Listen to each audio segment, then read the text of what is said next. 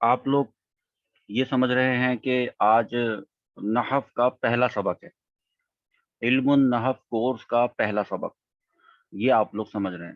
تو میں آپ لوگوں کو یہ بتانا چاہتا ہوں کہ آج دراصل پہلے سبق سے بھی پہلا سبق ہے، یعنی پہلا سبق پڑھنے سے پہلے جو باتیں آپ کو معلوم ہونی چاہیے، انشاءاللہ عز و جل آج کے سبق میں وہ آپ کو میں بتاؤں گا۔ آج میں آپ کو بتاؤں گا کہ علم النحو سیکھنے کی فضیلت کیا ہے۔ سب سے پہلی بات تو یہ۔ دوسری بات میں آپ کو بتاؤں گا کہ علم النحو کس نے بنایا، کس نے وضع کیا، اور اس کو ایجاد کرنے کی ضرورت کیوں پیش آئی تھی۔ تو دیکھیے ایسا ہوا تھا کہ رسول اللہ صلی اللہ تعالیٰ علیہ وآلہ وسلم کی وفات کے بعد، ان کی رحلت کے بعد جو خلفائے اربعہ ہے نا، وہ تو پھر یکے بعد دیگرے وہ خلفاء بنتے گئے، اور پھر اسلام جو ہے وہ دنیا میں پھیلتا گیا۔ اب یہ عرب تھے، ان کی زبان عربی تھی، اور حضرت علی رضی اللہ تعالیٰ عنہ کی خلافت میں تقریباً پوری دنیا میں اسلام پھیل چکا تھا۔ اب پوری دنیا تو عرب نہیں تھی، تو دراصل عجمی لوگ جو عرب نہیں ہوتے، جیسے ہم لوگ عجمی ہیں، تو عجمی لوگ بھی اسلام میں داخل ہونے لگے۔ اب اس سے ایک مسئلہ یہ پیدا ہوا کہ جو عجمی لوگ تھے وہ عربی زبان میں خلط ملط کرنے کے ساتھ ساتھ تو وہ تو غلط بھی عربی بولتے تھے، اور پھر وہ قرآن مجید میں بھی غلطیوں کا ارتکاب کرنے لگے۔ تب ضرورت پیش آئی کہ ایک ایسا فن، ایک ایسا علم بنایا جائے جو عجمی لوگوں کو، جو کہ غیر عرب ہیں، ان کو عربی سیکھنے میں آسانی ہو۔ کچھ ایسے قواعد بنائے جائیں، کچھ ایسے قوانین بنائے جائیں، یعنی یوں سمجھ لیں کہ گرامر بنائی جائے۔ تو شروعات اس کی حضرت عمر فاروق رضی اللہ تعالیٰ عنہ کے زمانے سے ہوئی تھی، اور پھر باقاعدہ اس کی جو فارمنگ ہے وہ حضرت علی رضی اللہ تعالیٰ عنہ نے اس کو شروع کیا۔ اصل میں ہوا یہ تھا، بڑی توجہ سے سننے والی بات ہے، کہ ایک اعرابی تو سمجھتے ہیں نا آپ لوگ، اب وہ نیا نیا مسلمان ہو کر آیا مسجد نبوی صلی اللہ تعالیٰ علیہ وآلہ وسلم، تو مسجد کے دروازے پر پہنچا تو مسجد کے اندر ایک عجمی آدمی تھا، وہ تلاوت کر رہا تھا قرآن پاک کی، اور وہ جو تلاوت کر رہا تھا وہ سورہ توبہ کی ایک آیت تھی، اس کی تلاوت کر رہا تھا۔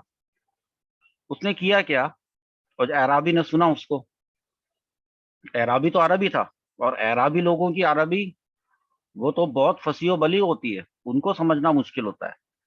اب اس نے جب عجمی کو تلاوت کرتے ہوئے سنا، وہ میں نے آیت آپ لوگوں کو دکھانے کے لیے یہاں پر رکھی ہے، سورہ توبہ ہے، اور سورہ توبہ کے اندر آیت نمبر یہ 3 ہے، جس میں لکھا ہوا ہے ان اللہ بریء من المشرکین ورسولہ۔ جب آپ لوگ باقاعدہ نحو پڑھیں گے تو آپ کو اس کی سمجھ آئے گی، لیکن یہاں پر بتانے والی بات کچھ اور ہے۔ ترجمہ اس کا یہ ہے کہ بے شک اللہ تعالی بیزار ہے مشرکین سے، اور اللہ کا رسول بھی بیزار ہے مشرکین سے، یہ اس کا مطلب ہے۔ تو جب میں آپ کو اعراب پڑھاؤں گا تو یہ باتیں آپ کو سمجھ میں آئیں گی۔ اب ہوا یہ کہ جو اعرابی تھا، اس نے جب عجمی کو تلاوت کرتے ہوئے سنا، تو اس نے یہ سنا کہ وہ یہ پڑھ رہا ہے کہ ان اللہ بریء من المشرکین ورسولہ۔ اب دیکھیں، ہے تو رسولہ، اس نے پڑھا رسولی ہی، یہ جو لام کے نیچے اس نے زیر لگا کر غلطی سے پڑھا، تو اس سے ایک فرق آ گیا۔ فرق یہ آیا کہ پہلے ترجمہ یہ تھا کہ بے شک اللہ تعالی بری ہے، بیزار ہے مشرکین سے، اور ساتھ میں اللہ کا رسول بھی بری ہے مشرکین سے، بیزار ہے۔ لیکن جب اس کو لام کے نیچے زیر لگا کر اس نے پڑھا ورسولی ہی، تو یہ جو واو ہے، جو میں نے آپ کو بتایا تھا کہ یہ پلس کا سائن ہوتا ہے، اور یہ جوڑنے کے کام آتا ہے، یہ ما قبل کو ما بعد میں جوڑنے کے کام آتا ہے، تو ہوا یہ کہ من المشرکین و رسول ہی ہو گیا وہ. تو اب مشرکین اور رسول یہ آپس میں جڑ گئے اس لام کے نیچے زیر دینے کی وجہ سے، غلطی سے. اب یہ ترجمہ بنا معاذ اللہ نعوذ باللہ کہ بے شک اللہ تعالی مشرکین اور اپنے رسول سے بیزار ہے، نعوذ باللہ. اب ہوا یہ، دیکھیں یہ نحو اسی لیے پڑھائی جاتی ہے اور اسی لیے یہ بنائی گئی. ہوا یہ کہ اس اجمی نے جو یہ رسول کا جو عطف جو ہے وہ بجائے اس کے کہ اللہ اس پہ اللہ پہ کرتا، اس کے غلط اعراب کی وجہ سے مشرکین پر عطف ہو گیا اور اس نے رسولی ہی پڑھ دیا، مجرور پڑھ دیا. جیسے کہ من نے اپنے بعد والے کو جر دیا ہے تو وہی جر اس نے وہاں پر بھی دے دیا، تو ترجمہ غلط بن گیا. اب اس نے جب یہ پڑھا خود اس نے کہ اللہ مشرکین اور اپنے رسول سے بیزار ہے نعوذ باللہ، تو وہ جو اعرابی آیا تھا جو کہ عربی دان تھا، اس نے جب یہ آیت سنی نا تو کہا کہ جب اللہ ہی اپنے رسول سے بیزار ہے تو مجھے ایمان لانے کی کیا ضرورت ہے. تو حالانکہ وہ ایمان کی حالت میں تھا، اب وہ ایمان سے پلٹ گیا. اس نے سوچا قرآن پاک میں تو یہ اللہ تعالیٰ نے بیان کر دیا، نعوذ باللہ، وہ مرتد ہو کر چلا گیا. اب اس زمانے میں ایک بزرگ تھے، تابعی تھے، ابو الاسود، اور انہوں نے یہ واقعہ جو ہے وہ حضرت علی رضی اللہ تعالیٰ عنہ سے یہ بیان فرمایا کہ بھئی ایسا ایسا ہوا ہے، اور اس طریقے سے وہ بیچارہ تو مرتد ہو کے چلا گیا ہے صرف غلط عربی پڑھنے کی وجہ سے، غلط اعراب لگانے کی وجہ سے. تو اب اس وجہ سے یہ جو نحو کا استعمال ہوا نا، کہ انہوں نے پہلے کہا تھا نحوت، اس میں بھی نحو استعمال ہوا، اور انہوں نے بھی فرمایا کہ نحوہ، تو اس وجہ سے اس کا نام نحو ہے. اس سے علم نحو کی وجہ تسمیہ بھی معلوم ہو گئی. دونوں بزرگوں نے نحو کا لفظ استعمال کیا.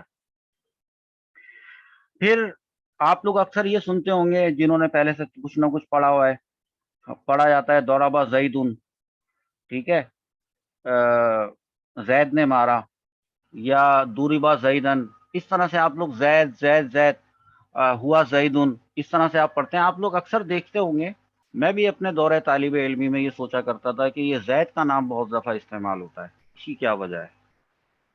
کوئی اور نام کیوں نہیں آتا ہے نحو کی کتابوں میں یا صرف کی کتابوں میں؟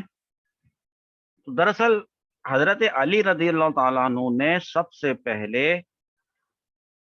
اسم کی تعریف کلمے کی، پہلے جیسے میں نے آپ کو یاد ہے صرف کا جب پہلا سبق پڑھایا تھا تو میں نے آپ کو کلمہ بتایا تھا کہ کلمہ جو ہے وہ مفرد ہوتا ہے. ایک تو یہ کہ اکیلا کلمہ ہوتا ہے، اور اس کی 3 قسمیں ہوتی ہیں، اسم ہوتا ہے، فعل ہوتا ہے، اور حرف ہوتا ہے. یہ تعریفات پتہ ہے کس نے وضع کی ہیں؟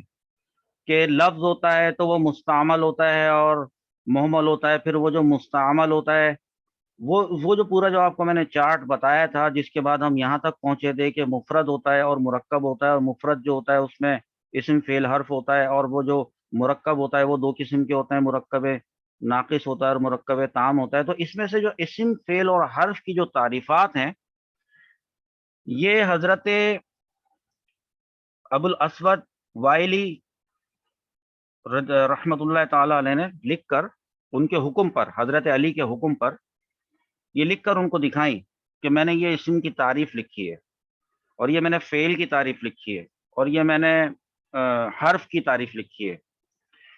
تو حضرت علی رضی اللہ تعالیٰ عنہ کو بہت خوشی ہوئی یہ دیکھ کر، اور پھر آپ نے اس کو پاس کیا، اور ساتھ میں آپ نے کہا کہ اس کی کچھ مثالیں بھی بیان کرو. تو مثال کو بھی نحو کہتے ہیں.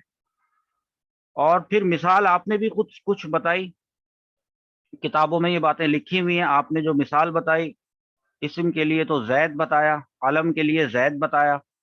تو یوں پھر وہاں سے یہ سلسلہ چل پڑا کہ جب مثال دی جاتی تھی، فلاں کے فلاں فلاں کہا جاتا تھا تو کسی اننون کا بتانا پڑتا تھا، تو زید اور عمر یہ والے نام استعمال کیے جاتے تھے. تو اس وجہ سے آج تک یہ کتابوں میں چلتے آ رہے ہیں. تو یہ ضرورت کیوں پیش آئی تھی یہ آپ نے دیکھ لیا، یہ آپ نے سن لیا. یہ بات جو میں آپ کو بتا رہا ہوں یہ جس کتاب سے لی گئی ہے، اس کا ریفرنس، اس کا حوالہ نیچے کمنٹس میں لکھ دوں گا. साथ में एक और इम्पोर्टेंट बात मैं आज आपको बताऊं, वो बात यह है कि ठीक है, आपको ये बात थोड़ी थोड़ी तो मालूम है कि जो नहव है उसमें हम किसी भी कलमे के आखिर को पहचानते हैं, आखिर को एराब कहते हैं। तो 3 किस्म के एराब होते हैं, उन तीनों के नाम भी आपको बताऊंगा। तो हमें नहव के अंदर कुछ कवायद, वो जो कवायद वज़ा करके हमको दे दिए गए, उनका हम पर एहसान अजीम है। उनकी रोशनी में उन कवायद को सीखते हुए हम ये डिसाइड करते हैं कि किसी भी कलमे के आखिर में उन तीनों में से कौन सा एराब आएगा। एक बात, उन तीनों में से जो एराब आएगा उसके आने से उस लफ्ज के माना पर क्या फर्क पड़ेगा, ये नहव में आप सीखते हैं। और दूसरी चीज आप नहव में ये सीखते हैं कि 2 कलमों या 2 से ज्यादा कलमों को आपस में मिलाकर एक कंप्लीट सेंटेंस कैसे बनाया जाता है, और वो जो सेंटेंस बनता है फिर उसकी कितनी किस्में होती हैं। बिल्कुल जिस तरह से दूसरी आप ग्रामर पढ़ के आए हैं, इंग्लिश ग्रामर आप पढ़ के आए हैं, तो बिल्कुल उसी तरह से होता है। लेकिन क्योंकि बहुत वसी है माशाल्लाह से अरबी जबान, तो इसके अंदर बड़ी ही गुंजाइश होती है। दुनिया की सबसे आसान तरीन अगर कोई जबान है तो वही अरबी है, नो डाउट। जो मुश्किल जिनको लगती है उनको आसान लगने लगेगी इंशाअल्लाह अज़्ज़ा वजल। तो बजाय इसके कि हम डायरेक्टली ये शुरू कर देते कि सबसे पहला कायदा नहव का ये है और दूसरा कायदा ये है, उसको अप्लाई कर करके मैं आपको दिखाता, तो मैंने ज़रूरत इस बात की समझी कि मैं आपको सबसे पहले तो ये बता दूं कि ये शुरुआत कहाँ से हुई थी। हमें इस बात के बारे में पता होना चाहिए। इल्मुन नहव को नहव क्यों कहा जाता है, ये आपको पता होना चाहिए। अब मैं आपको एक वाक़या बताता हूँ। अल्लामा जलालुद्दीन सुयूती रहमतुल्लाह ताला अलैह जो हैं, उन्होंने ये अपनी किताब में लिखा है, और उस किताब का हवाला भी मैं नीचे लिख रहा हूँ, उसका पेज नंबर एवरीथिंग मैं आपको प्रोवाइड करूँगा। ये कोई सुनी सुनाई बातें नहीं है, लेकिन ये पता होना बहुत ज़्यादा ज़रूरी है। तो मैं उम्मीद करता हूँ आप बहुत तवज्जो से मेरी बात सुन रहे होंगे। एक बुज़ुर्ग थे, इसी तरह जैसे मैंने हज़रत असवद का नाम लिया है, अबुल असवद का, फिर ये काम तो फिर चल पड़ा ना। देखिए, जब एक कोई प्रोजेक्ट शुरू होता है तो फिर उसके बाद फिर दूसरे लोग उसके अंदर आते हैं, मज़ीद उसके अंदर वो काम करते हैं। तो काम तो बढ़ता चला गया और काम बहुत आगे के दौर तक नहव के अंदर होता चला गया। एक बुजुर्ग थे, एक और थे, वो भी नहवी थे। देखिए, जो नहव के कवानीन बनाते हैं ना, उनको नहवी कहा जाता है, ये भी आप ध्यान में रख लें। और नहव के बहुत से लोग ऐसे हैं जिनको इमाम कहा जाता है कि ये नहव के इमाम है। तो एक इमाम थे, इमाम अबुल अब्बास रहमतुल्लाह ताला अलैह, उनको नहवी लगाया जाता है उनके नाम के साथ। तो कहा जाता है कि हजरत इमाम अबुल अब्बास नहवी। और उनके दौर में एक बुजुर्ग थे, मुफस्सिर भी थे वो बुजुर्ग। ये अब दूसरे बुजुर्ग हैं, मुफस्सिर भी थे, मुहद्दिस भी थे। तो उनका नाम था अबू बकर इब्ने मुजाहिद। तो एक दफ़ा ये जो नहवी थे हज़रत अबू अब्बास, इन्होंने अपने, ये एक दफ़ा बड़े गमज़दा थे।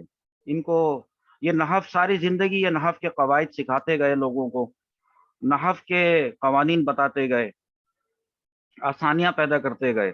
एक दफ़ा बड़ा गमज़दा बैठे थे और हज़रत अबू बकर इब्ने मुजाहिद रहमतुल्लाह ताला अलैह से अपने दिली जज़्बात का उन्होंने इज़हार किया और फ़रमाया कि कुछ लोग वो हैं जिन्होंने कुरान करीम की खिदमत की, उसकी तफसीरें लिखी, अहादीस की शुरुआत लिखी, अहादीस की खिदमत की, उनको रिवायत करके दूसरों तक पहुँचाया। और कुछ लोग जो हैं वो उन्होंने फ़िक़्ह की खिदमत की, इल्मुल फ़िक़्ह में एक आला मकाम पर फ़ाइज़ हुए और फ़क़ीह बने। और एक मैं हूँ, यानी मैं हूँ नहवी। मैं तो सारी ज़िंदगी इल्म नहव में मशगूल रहा, ज़ैद अमर यही करता रहा मैं। मेरा आखिरत में क्या हाल होगा? तो ये जिनको बता रहे थे हज़रत अबू बकर इब्ने मुजाहिद रहमतुल्लाह ताला अलैह को, ये बता रहे थे हज़रत अबू बकर इब्ने मुजाहिद, जब ये बात सुनकर उसके बाद जब वो अपने घर तशरीफ़ लेकर गए,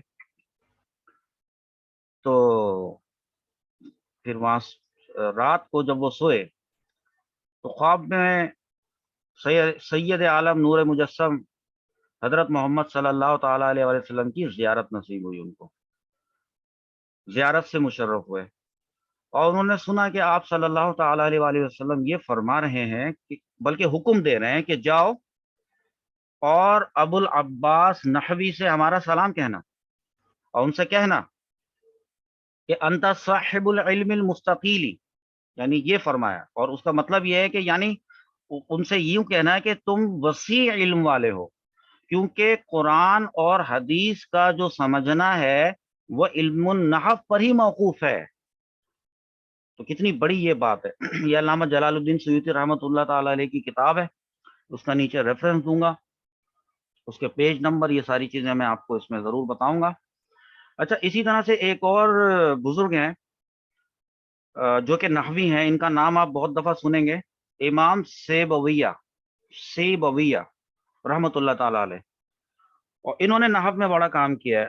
آگے چل کے کچھ اختلافات آتے ہیں کہ نحویوں کے پھر دو گروہ ہو جاتے ہیں، پھر کسی معاملے کے بارے میں جو ہے وہ ایک گروہ یہ کہتا ہے کہ نہیں، یہاں پر اس کو یوں نہیں یوں لکھا اور پڑھا جائے گا، اور ایک گروہ یہ کہتا ہے کہ یہاں پر یوں نہیں یوں لکھا اور پڑھا جائے گا۔ تو پھر بہرحال یہ آپ لوگوں کو کچھ نام پتہ ہو جائیں گے، یہ ہمارے وہ بزرگ ہوں گے جن کے سائے تلے، جن کے وسیلے سے یہ ہم سارا یہ کورس کریں گے انشاءاللہ عز و جل۔ تو امام سیبویہ کا انتقال ہوا، کسی نے خواب میں دیکھا ان کو، اور دیکھ کر پوچھا کہ ما فعل اللہ بکا، اس کا مطلب یہ ہے کہ یعنی اللہ تعالیٰ نے آپ کے ساتھ کیا معاملہ فرمایا؟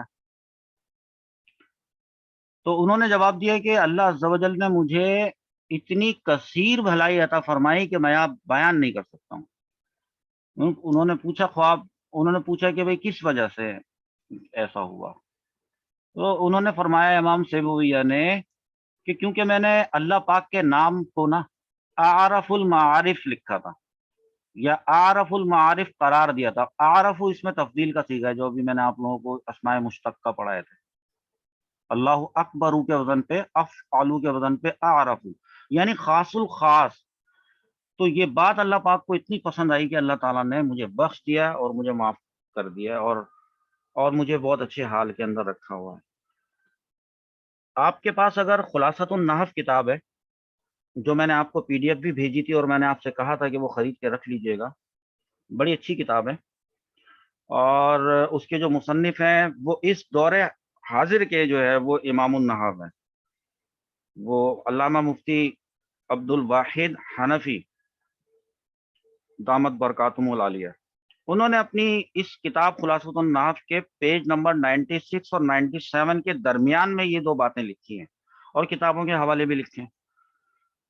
تو اب آپ اس سے اندازہ لگائیے کہ ابھی تک آپ علم الصرف پڑھ رہے تھے، دراصل وہ بھی نحو کا حصہ ہے، ایسا نہیں ہے کہ وہ ہم نے جو کیا وہ کوئی ثواب کا کام نہیں تھا، یا اس کی کوئی اتنی بڑی فضیلت نہیں تھی۔ یہ جو فضیلتیں آپ کو بیان کی گئی ہیں یہ اس پر بھی اپلائی ہوتی ہیں۔ تو اب آپ کو یہ پتہ چل گیا کہ علم النحو سیکھنا یہ اتنا ضروری ہے کہ رسول اللہ صلی اللہ تعالی علیہ وآلہ وسلم نے یہ فرمایا ہے کہ اگر قرآن اور حدیث کا فہم حاصل کرنا ہے، اس کی سمجھ حاصل کرنی ہے، تو علم النحو سیکھنا پڑے گا۔ اب یہ فرض کفایہ ہے، مطلب یہ نہیں ہے کہ اب سارے مسلمان، ہر مسلمان پہ یہ فرض ہو گیا کہ وہ علم النحو سیکھے، ہاں لیکن آپ پہ فرض ہو گیا۔ لہٰذا آج کے اس چھوٹے سے سبق میں ہم نے اتنی امپورٹنٹ اور اتنی قیمتی بات سنی ہے، اتنی اچھی بات ہم نے بتائی ہے، اللہ پاک نے یہ باتیں ہم تک پہنچائی ہیں، ہم اللہ تعالیٰ کا بہت شکر ادا کرتے ہیں کہ یا اللہ تعالیٰ ہم اس کام کے لیے بیٹھے ہوئے ہیں، اور ہم یہ کام اب شروع کرنے جا رہے ہیں، کیونکہ اب جب کہ ہمیں پتہ چل چکا ہے کہ علم النحو سیکھنے کی کیا فضیلت ہے، علم النحو کس نے وضع کیا تھا، اس کو ایجاد کرنے کی ضرورت کیوں پیش آئی تھی، ضرورت جب پیش آتی ہے اور کوئی کام کیا جاتا ہے تو یقیناً اس کام کا کوئی ٹارگٹ ہوتا ہے، کوئی ہدف ہوتا ہے، تو وہ بزرگ جو ہیں وہ ٹارگٹ اچیو کرنا چاہتے تھے۔ اب ہم اس فیلڈ میں آ چکے، ہمارا پہلا دن ہے، تو ہم بھی اس ٹارگٹ تک پہنچ جائیں گے انشاءاللہ عز و جل، اگر ہم نے محنت سے اور لگن سے اس کو جاری رکھا اور اپنے اساتذہ کی قدر کی اور اپنے جو ہمیں اسباق ملے اس کی قدر کی، اس کو توجہ سے دیکھا، انشاءاللہ عز و جل ہم اس کو ٹارگیٹ کو پہنچ جائیں گے۔ ایک اور ایڈیشنلی ایک میں آپ کو بات بتا دیتا ہوں، وہ بس جاتے جاتے آپ یہ آخری بات میری سن لیں کہ ہمارے کورس میں جو کہ میں اب آپ کو شروع کروانے لگا ہوں، اس میں ہمارا طریقہ تھوڑا سا ایک مختلف ہے۔ ٹھیک ہے، گرافیکل پریزنٹیشن ہوتی ہے، سب کو پتہ ہے میرے کورسز کے اندر، تو کلرفل طریقے سے میں ڈیمونسٹریٹ کرتا ہوں چیزوں کو، یہ بھی پتہ ہی ہے، لیکن جو چیز نہیں پتہ ہے وہ میں ابھی بتا دیتا ہوں آپ کو۔ بات یہ ہے کہ میں زیادہ تر ایگزامپلس 99% ایگزامپلس جب میں نحو پڑھا رہا ہوتا ہوں تو میں قرآن پاک سے لیتا ہوں، اس میں کچھ احادیث کو بھی میں شامل کرتا ہوں، لیکن زیادہ غلبہ جو ہے وہ قرآن پاک کی آیات ہوتی ہیں۔ جو لوگ کچھ نہ کچھ نحو پڑھ کے آئے ہیں ان کو یہ بات معلوم ہے کہ ایک چیز مثال کے طور پہ بتا رہا ہوں، بس اپنی کوئی بڑائی نہیں بیان کر رہا، اللہ پاک جو ہے وہ مجھے استقامت عطا فرمائے اور نظر بد سے بچائے آپ سب کو بھی۔ تو بتانی یہ بات ہے کہ نحو میں ایک ٹاپک ہوتا ہے حروف مشبہ بالفعل، انا، انا کا انا، یہ والے جو حروف مشبہ فعل ہوتے ہیں، لاکنہ، جب اس کی مثال آپ کو دی جاتی ہے، انا کی مثال جب آپ کو دی جاتی ہے تو آپ کو بتایا جاتا ہے کہ بات دراصل یہ ہے کہ جو جملہ اسمیہ ہوتا ہے اس میں ایک مبتدا ہوتا ہے، ایک خبر ہوتی ہے۔ اگر آپ کو یہ باتیں سمجھ میں نہ آ رہی ہو نا تو ٹینشن مت لیجیے گا، بات کا جو مقصد ہے وہ سمجھ لیں۔ بس مبتدا ہوتا ہے اور ایک خبر، مبتدا ہمیشہ حالت رفع میں ہوتا ہے، خبر بھی حالت رفع کے اندر ہوتی ہے، لیکن جب اس کے اوپر انا داخل ہو جاتا ہے تو وہ جو مبتدا ہوتا ہے وہ حالت نصبی میں ہوتا ہے، انا زیدن قائمن ہو جائے گا، پہلے تھا وہ زیدن قائمن، زید کھڑا ہے، پھر جب انا داخل ہو جائے گا تو وہ انا زیدن ہو جائے گا زیدن کے بجائے۔ اب میں کوشش یہ کرتا ہوں کہ میں انا زیدن والی مثال دینے کے بجائے میں قرآن پاک سے کوئی مثال دوں اور میں بتاؤں کہ نہیں، ان اللہ علی کل شیء قدیر، اصل میں تھا اللہ علی کل شیء قدیر، لفظ اللہ اس میں جلالت یہ حالت رفع میں تھا، جب یہ انا داخل ہوا تو اس نے لفظ اللہ کو نصب دے دیا تو یہ بن گیا ان اللہ علی کل شیء قدیر۔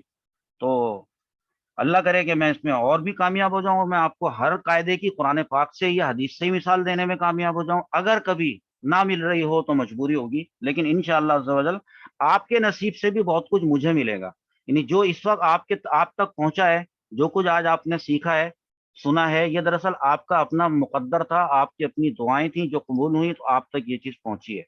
تو اللہ تعالیٰ میرے لیے بھی آسان فرماتا ہے، جیسے ابھی ہم نے یہ آیت پڑھی تھی نا، ان اللہ، اب انا، انا کا انا، لاکنہ، لیتا، لعلہ، اب یہ والی جو چیزیں اس میں سے یہ انا بھی ہے، تو اب دیکھیں نا لفظ اللہ جو ہے وہ حالت رفعی کے بجائے حالت نصبی کے اندر ہے۔